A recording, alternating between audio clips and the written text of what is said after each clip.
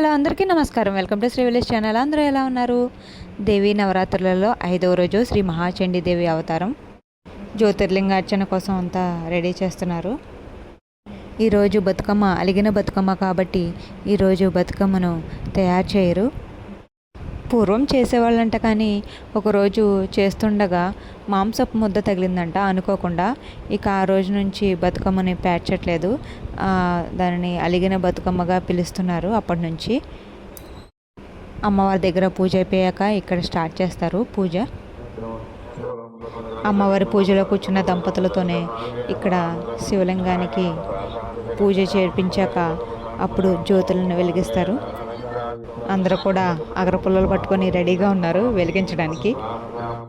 వర్షం అయితే మధ్యాహ్నం కాసేపు పడింది, కానీ ఇప్పుడైతే లేదు. దేవుడి దయ వల్ల దీపాలను అయితే అందరూ వెలిగించేస్తున్నారు.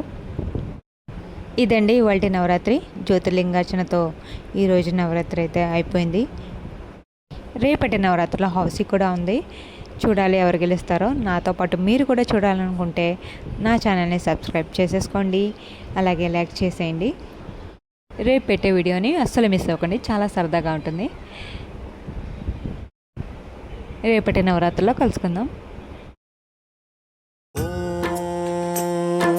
మహాప్రాణదీపం శివం శివం మహుంకార రూపం శివం శివం మహాసూర్యచంద్రాగ్నినేత్రం పవిత్రం మహాగాఢ